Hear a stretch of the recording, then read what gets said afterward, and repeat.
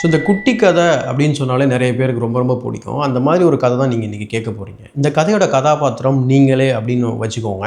நீங்கள் வந்து ஒரு இமேஜினேட்டிவான ஒரு ஒரு கற்பனையான ஒரு ஒரு தோட்டத்துக்குள்ளே உட்காந்துருக்கீங்க. அந்த தோட்டம் எப்படி இருக்கும் அப்படின்னா, ரொம்ப அழகான பூக்கள் வந்து பூத்திருக்கும். அதுக்கு வந்து பார்த்திங்கன்னா அந்த மனம் வந்து உங்களை மயக்கிற அளவுக்கு பயங்கரமான ஒரு கார்டன். அந்த கார்டனுக்குள்ளே நடுவில் வந்து பார்த்திங்க அப்படின்னு சொன்னால் ஒரு 6 மாடி கொண்ட ஒரு லைட் ஹவுஸ் வந்து கட்டியிருக்காங்க. அந்த லைட் ஹவுஸ்க்கு கீழே ஒரு கதவு இருக்குது. அந்த கதவு நீங்கள் எல்லாம் அங்கேருந்து அப்சர்வ் பண்ணிகிட்ருக்கீங்க. ஸோ அந்த கதவை உடச்சிக்கிட்டு சும்மா ரெஸ்ட்லர் வந்து வெளியில் வராரு.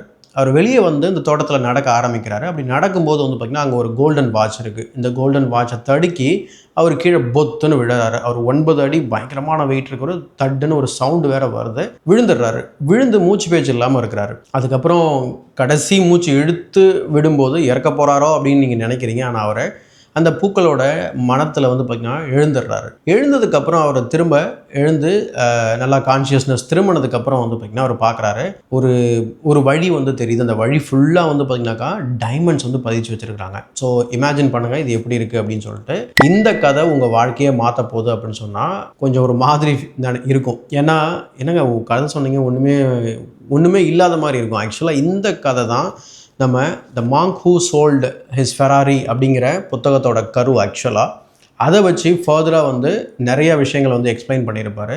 நான் சொல்லுவேன் இந்த புக்கு வந்து பார்த்திங்கன்னா father of all self help book அப்படின்னு சொல்லுவேன். கண்டிப்பாக ஒவ்வொருத்தரும் படிக்கக்கூடிய ஒரு புத்தகம் the monk who sold his Ferrari. So உங்கள் வாழ்க்கையில் ஒரு பிடிப்பே இல்லை, நான் எதை நோக்கி போய்கிட்டு இருக்கேனே தெரியல அப்படின்னு நீங்கள் நினச்சிங்க அப்படின்னா கண்டிப்பாக அந்த புத்தகத்தை படிங்க.